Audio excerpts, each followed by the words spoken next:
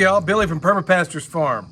Exciting day today because guess what? These little piggies are gonna finally make their way to the great outdoors. Okay, so what did we do so far? We'll just kind of go back and recap just briefly. All we did was set up a little area over here where they get trained, where every time they try to get out, they get familiar with this net. Every time they push up against it, they hit an immovable barrier, and then bam, they realize, okay, this net is not to be played with. And as of late, last time you saw me do this video, I think we were at 2,500. Now this thing is closer to about 7,000 volts, I think. We took a little bit of load off the other end of it, so it's all ready to rock and roll. Okay, so what do we have here? How's this gonna work? It's really, really simple, folks. We try to do this thing in a way to where anybody who's never done this before can easily follow along and do the same if that's what you want to do.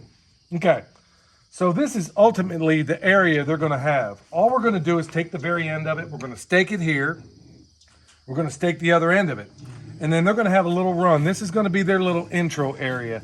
They're gonna have this run out here, and they are gonna love it. Now, when you keep them in a barn like we are right now, they go through unbelievable amounts of mineral.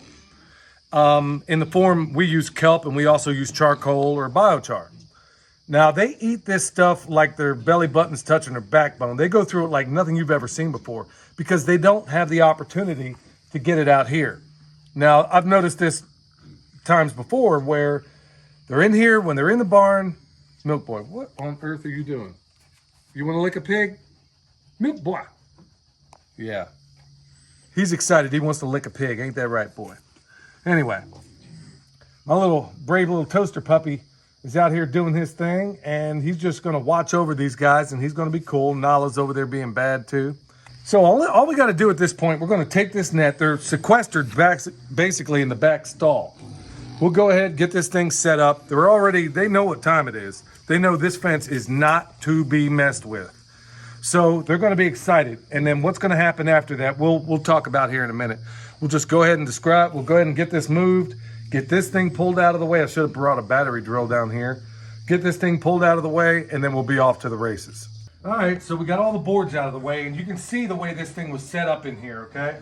Really simple, but you know what? These pigs are so smart, so you want to make sure you check your nets every day.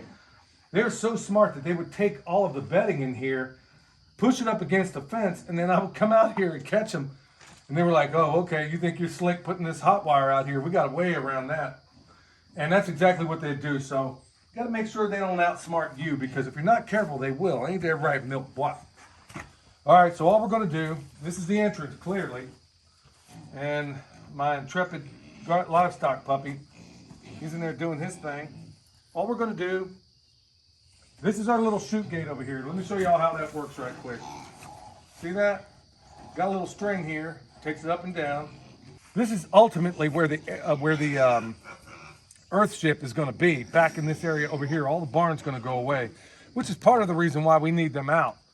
But we're going to get some of the junk out of here, and I'm telling you what, we leave them here for a little while. Not only are they going to till all this up, they're going to extract what they need.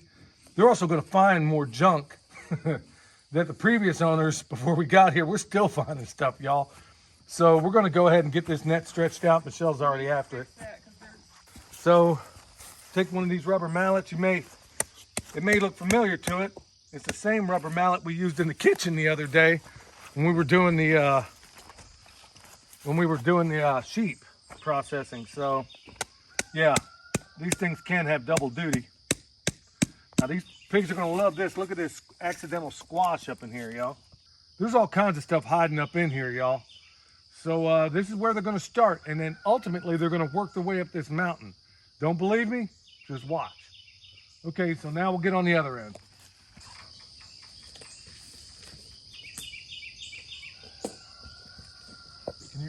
All right, everything's pretty much squared away. We got this net exactly where we want. We got to remove some of that danger tape over there. Hey, y'all, this is where this permaculture barn comes in handy again for now. We basically have it tethered from that end over there around the corner. You can see that little red wire going up, and it ties into this hot wire that goes all the way around the barn. Okay, so we're just about there. Milk Boy's in here doing his thing. We're going to go ahead and put out their feed pans. Michelle's going to feed them up, fill them up. And typically, like I said before, we spend no money. This is all food scraps or... Oh, get out of there, boy. That is not for you. Come on. Come on. Yeah, now they're getting excited. We even got a bed of comfrey on the floor. Hey, get out there, now. Okay, y'all, in here is some Thorvin kelp. They usually go through about almost 3/4 of this a day. I'm gonna put it in their little kelp container and watch. You're gonna see, or at least I'm gonna see, over time, as they get more and more out here, they're gonna eat less and less of this.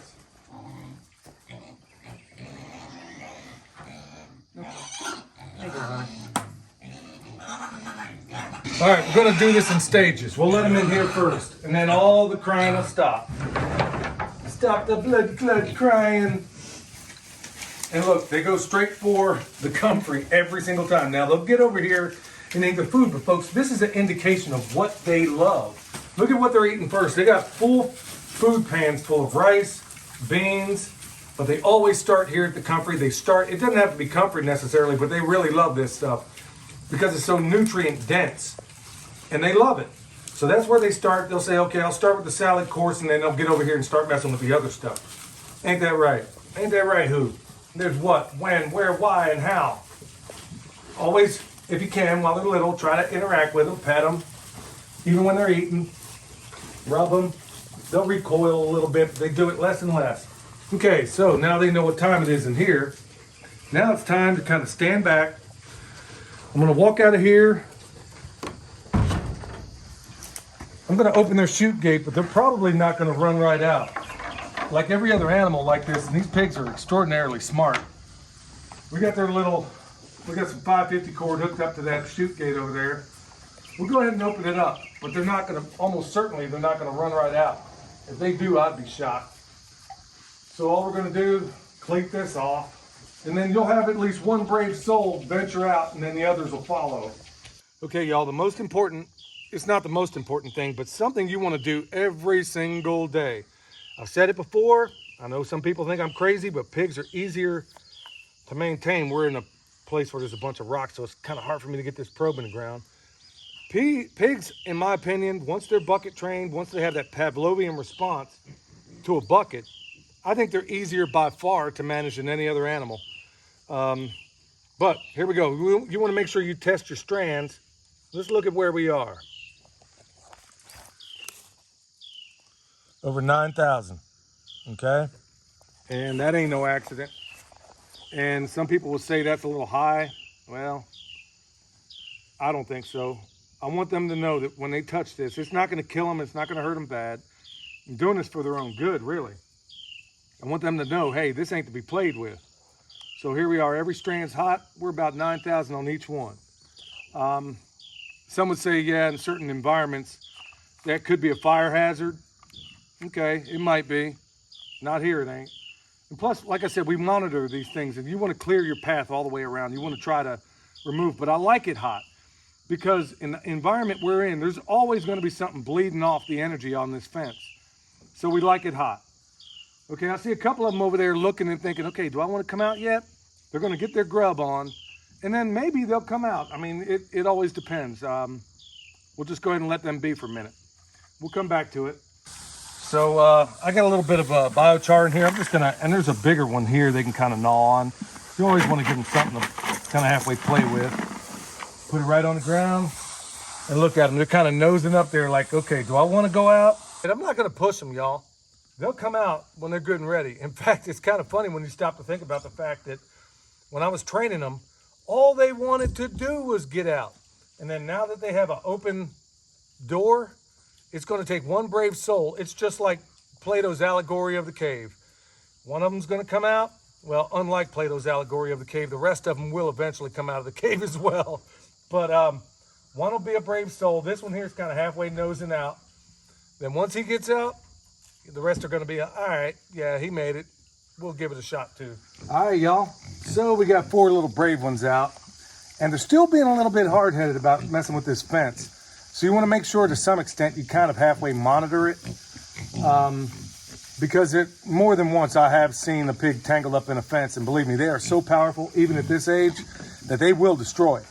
I mean, they will drag this thing to places you can't even imagine.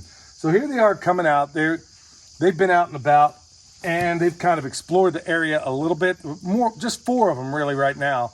The other 2 will get brave and come out, but when you watch them, I mean, they are doing what pigs should do. They are rooting. They're doing what they need. They're finding all those wonderful things down in that soil that they want. And how cute is that? He's just walking around like, hey, what do you want from me? You know, this is what I do. I'm a pig. So this is where they're going to start. We're going to get them going here. And every night, because they are still small, they're not ready to fend off any would-be predators around here. So the plan is going to be on this permaculture barn. If you go back and watch those videos, you'll see that in a number of places around this barn, we've made little chute gates just like this one. So right here, they have access to this area. And then we can expand it. We have 3 other nets this size. And then we can give them a wider space if we want. And then we'll go ahead, there's a chute gate on the other side. And then we'll expand it up the hill. Then there's one all the way, basically 270 degrees around this barn. There's a way for them to get out. And that was the original design. We didn't, when we first came up with it, the intention was not to tear this thing down. But we have got to get them trained. We've got to get them outside. We've got to get them, this is where they want to be anyway, you know? But they will have the benefit of being protected at night. So we'll shut this, and then in the morning, you'll see, we'll show you in future updates, they'll finally get to the point where we will open that gate and they will bum rush this thing like nothing you've ever seen before. Because that is what they want to do. This is the environment they're supposed to be in, y'all. Not in some sterile, antiseptic, you know, well, it ain't all that antiseptic, but, you know, they don't have to be quarantined and locked up in certain places. They can be out here doing what pigs do, engaging in what Joel Salatin calls the pigness of the pig. Remember, folks, we got that bone sauce deer repellent if you want some. We also have comfrey for sale. So check us out at the website. That'll be linked down below. And then also remember, we got that Back to the Land Festival coming up. Look at this. It's so cute when you watch them when they're out here for the first time. Not really paying too much attention. That's why they blast into the fence every once in a while.